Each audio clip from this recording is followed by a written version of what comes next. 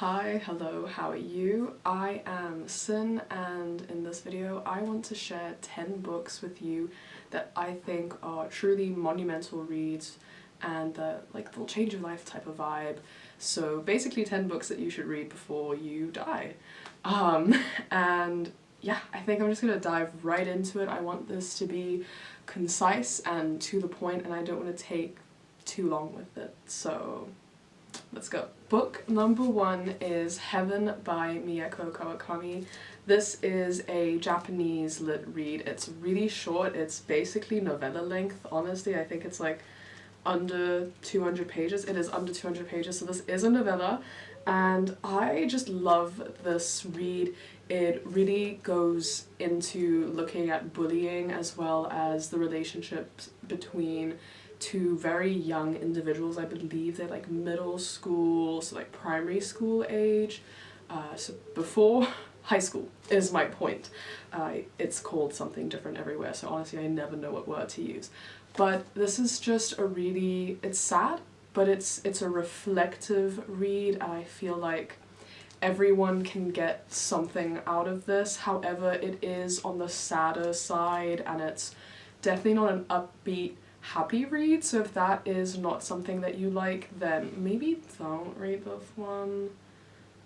But I love a sad time in a book. So yeah, that's all I want to say. I really want to keep these kind of vague, because I feel like going into a lot of these mostly blind is what really makes the experience just that little chef's kiss, you know? I hope you know what I mean. But moving on. The next one is Clara and the Sun by Kazuo Ishiguro. So if you are recognizing the author but not the book, he is probably most known for the book that he wrote called Never Let Me Go. Not my alarm going off. Anyway, so he's most known for Never Let Me Go, which I actually have not read. However, Clara and the Sun is an amazing book.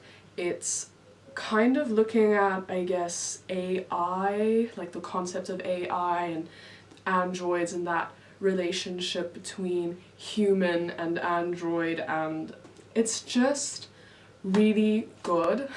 And I love the look into kind of the morals of when you really love someone and you want to keep them safe and you don't want to lose them, and when they're sick, that kind of thing. And it's like, where's the line in keeping someone safe and taking care of them and really loving them and not wanting to lose them, and then the line of like, that's a bit too far, you're taking away from their experience, or you're now a bad person. And this is just, there's so many layers, and it is so well written, and it's just an incredible read. This is like a 5-star read for me.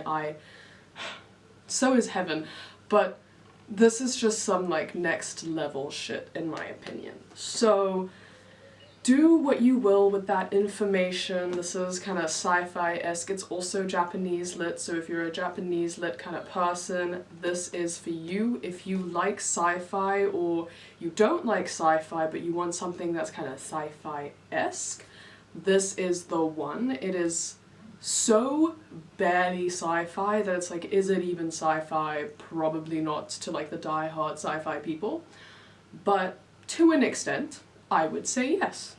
Anyway, I really don't, like I said, I don't want to get too into it, because I just think that a lot of these books benefit from being gone into them with little to no information. So, Clara and the Sun. Please, please, please read this. It is so, so, so good. Then, a classic, a literal classic, The Picture of Dorian Gray by Oscar Wilde. Heavily annotated, you can tell the love. The love. This, obviously, as most people know, is meant to be looking at youth, beauty, the things we would give up to remain youthful and beautiful, and it's just looking at being ugly on the inside versus beautiful on the outside, or ugly on the outside and beautiful on the inside, and where the line is in taking things too far when in that search for beauty. Anyway, I feel like I don't need to say anything, you know, it's a gothic kind of lit, it's dark, it's reflective, there's so much to read into between the lines as well. It's just an incredibly written book. And Oscar Wilde seemingly is a gay icon. So, but moving on, another classic. This one is Animal Farm by George Orwell. She's skinny, she's quick to read. She is the one to read when it comes to George Orwell, in my opinion. I've only read Animal Farm and 1984. I actually don't know if he has any other books, so I could just, maybe I've read them all. But this one, I cannot begin to express how much better, in my opinion, this book is than 1984. 1984 is not all it was set out to be. I went into that thinking, wow, a masterpiece is about to hit me in the face. I'm gonna get sucker punched right in the nose. I was disappointed. But Animal Farm, oh she's good. She's really good. And as per usual, dystopian-esque type of thing. It's looking at politics, it's looking at... You'll see. You'll see. Actually, I don't want to give you any information. You probably already know too much because it's Animal Farm by George Orwell. It's like the same with The Picture of Dorian Gray. People always know too much about those books because how could you not? They are classics for a reason. Everyone talks about them. But Animal Farm. Go and read her. Go and buy her. Now, please. Thank you. Okay, next book. Kim Ji-young, Born 1982 by Cho Nam. I read this in grade 12. And I could not have read this at a better time. This is feminist literature at its finest. It's got footnotes with proof, statistics, details. She came prepared. When the author wrote this book, preparation was done. Research, researched. It is so mundane, yet it is so powerful, yet it is so amazing, yet it is so perfect. But it's the most mundane thing I've ever read, and I don't think anything will ever top this. This is Korean literature, I believe, at its finest. I don't have much else as a reference for Korean literature. I fear this may be the only Korean lit that I have read up to date currently. But this also led to me buying a couple other books by Korean authors because I was like, what am I missing out on? You know? There are always themes culturally when it comes to literature. Russian lit tends to have a little bit of a theme. Japanese lit, a little bit of a theme. Korean lit, probably a little bit of a theme, I would assume.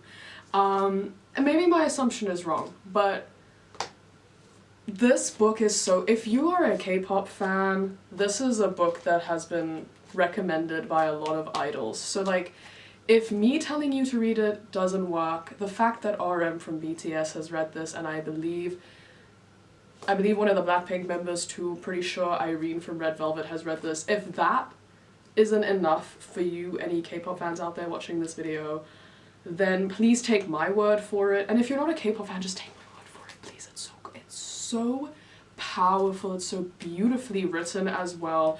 It is so mundane, and the font... Girl, you could fly through this. I'm not even telling you what it's about. I'm literally just saying, hey, read this. We follow a woman in Korea and we look at her struggles. That is what this is about. We look at her struggles in daily life as a woman in Korea. South Korea specifically, just by the way, not North Korea, South Korea. Please go read that. Okay, now, On Earth We're Briefly Gorgeous by Ocean Vuong. This book changed the trajectory of my life, and I just mean in terms of literature because the standards were raised. The standard for literature once I read this book, and also all the prior, that I mixed those two words, but it's okay, the prior books, standards were raised. The bar through the roof. This book is beautiful. This one right here, now this is for the queers out there. This one is for the gays, the theys, everybody. This is for straight people too. It's beautiful. It is a coming of age at its finest. It is letters to a mother. It is beautiful, it is stunning, it is show-stopping, it is spectacular. And it's a little look into like Vietnamese gay man's life. And I love that. I love that because I've never read that perspective. So that was fun. Live, Laugh, Love. Don't want to tell you anything about it other than it is heartbreaking, gut-wrenching, but it's beautiful. So please, please, please, please, please go read this, like, right now. If you're gonna take anything from this video, let it be this. Or literally anything else. If anything else piques your interest, please just pick it up, I beg. Anyway, moving on. Because you don't need details, you just need to read it. Piranesi is my next one. This is by Susanna Clarke. Now this one, I would like to put out a little disclaimer. Okay, my camera cut out, so I actually don't know where it cut out, but so I'm just gonna start over with Piranesi. I want to start out with a little disclaimer for Piranesi, because I went into this thinking that it was a Greek myth retelling. I'm talking Circe, the Song of Achilles, that type of, like, by Madeline Miller. That was me. I was like, oh, it's gonna be a Greek myth, tee hee ha. This was incredible. This is speculative fiction, it is magical realism, it's chef's kiss. We have a character that's just, it feels like a coming of age, but the character has come of age, you know what I mean? You probably don't know what I mean, but that's okay. Read it and find out. But disclaimer, not Greek myth. It's not just like straight up a Greek myth. It feels Greek mythology, Roman mythology-esque. It has that little like flavor to it, that vibe, but it's not that. It is not like straight up just that. But this is a really interesting read. I really love the way it was written. It is fast-paced. It's kind of mysterious. It has a little bit of a mystery going on in it, which I wasn't expecting at all. It's got kind of like dark academia-esque vibes to it as well, so if that's your thing, this is the one. Yeah, no, this is just a really incredible read. I read this year for my book club, and well, the book club I'm a part of. I don't even know how else to get someone to read this. Just know that reading this is going to be an experience, and it's gonna be a good one, and that you should do it. Moving on. Oh, I'm so excited for this one. Lessons in Chemistry by Bonnie Garmus. Also, first of all, look at the flop. Thank you. This is women's fiction, it's historical fiction. Sorry, the weather's really bad today and I have allergies. Anyway, this is, it is a woman in science, okay? It's a woman in science in the 60s?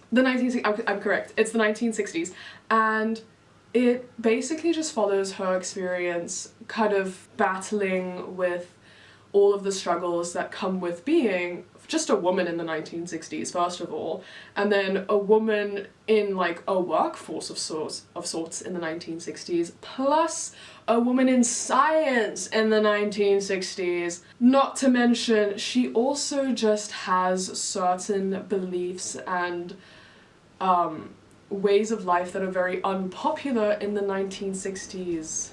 She's not religious, and that was, especially in the US in the 1960s, not being religious was really bad. Anyway, so it kind of just follows her experience with people, with men, with the discrimination that she experienced as well in her workplace, and just also other various struggles that just came with being alive in the 1960s, just in general. This is so empowering, inspiring, and beautifully written, and the plot is so good. The character is amazing. The other characters, top tier quality. There's a little bit of sadness, but there's so much hopefulness. This feels like a warm cup of tea to me. This is such a good read. I would highly, highly, highly, highly recommend this to everyone. I haven't seen the show on Apple TV right there. It's being advertised on my book, which is really annoying. I haven't seen the show, don't know if that's good, but the book, oh, it is. I need to shut up. Anyway, now we have Colorless Tsukuri Tazaki and His Years of Pilgrimage by Haruki Murakami. I know, Haruki Murakami. You're tired of hearing his name. This book is so good. It is kind of a coming of age, but it's got little horrible nuggets. You get to watch this man go from I am a colorless individual to someone who understands himself and sees a little bit more value in himself. but you also get to watch someone reconcile with the loss of friends, not in terms of like people dying, but the grief of losing friends when they're still alive. You know, that they're still alive, they're still out there, but you've been shunned from the friend group, or you've kind of fallen off with like one of your friends. It's that type of grief, which is a whole different type of grief, and this book looks at it really, really well. And I could not recommend this enough. I feel like this is definitely one of the best Murakamis I've read. I've only read like 4. I've read Kafka on the Shore, Norwegian Wood, Men Without Men, and then South of the Border, West of the Sun, and this. And this one is by far my favourite out of all of the Murakamis I've read up to date. And I could not stress enough just how amazing this book is and just how much I would recommend it. So please pick this up, go read it, find it somewhere. I think that everyone can take something out of this. I will say, if you've read Murakami before and you don't like his writing, please ignore me, that's completely fine. If you're not a fan of the author or the author's writing, then my recommendation means nothing and you should actually just ignore me. But if you are open to reading a Murakami, or you've read a Murakami and you haven't read this one, or this book just sounds interesting, please pick it up. I don't know why I did that with my hand. Anyway, thank you for coming to my TED Talk. Now this is the final book. This one is another skinny legend. This is The Outsiders by S.E. Hinton. Now I don't actually know how popular this one is. I know that I know a lot of people who have never heard of it up until me going, hey, you should read this. And I think that that's a crime. I think everyone should know about this. I think this should be the kind of book that's kind of like The Picture of Dorian Gray, William Shakespeare. I think this is required reading. I read this in high school. I think most people would benefit from reading this in high school because it follows someone who is like high school age. He's kind of dealing with life and trying to figure out where his place in the world is, and he's been he's been dealt some pretty shitty cards. It's kind of a grew up on the wrong side of the tracks type of thing, as well as just the relationships between people who have been dealt pretty good cards and then people who have been dealt pretty shit cards. It also just looks at how he deals with all of this, how he processes all of this, how he manages all of the trauma that he also goes through. And I can't stress enough how well written this is. If you've heard of a main character named Ponyboy, he's from this. There's a Robert Frost poem in here that I absolutely adore. Where is she? Please. There it is. Okay, I'm gonna read the poem. The poem is: Nature's first green is gold, her hardest hue to hold. Her early leaves a flower, not only so an hour. Then leaf subsides to leaf, so Eden sank to grief. So dawn goes down today, nothing gold can stay. And that is by Robert Frost. That poem makes so much sense in this book, and it's very significant for this book. So I hope that that helps. And that is all 10 books that I think you should read before you kick that bucket. Thank you for watching this video. I hope you had a good time. Subscribe if you'd like to see more. Like the video if you enjoyed it. And if you didn't enjoy it and you wouldn't mind clicking the like button anyway, that'd be great. If you didn't like this video and you feel the need to dislike this video, by all means do so. You have rights. Cool. Thank you for watching. Bye.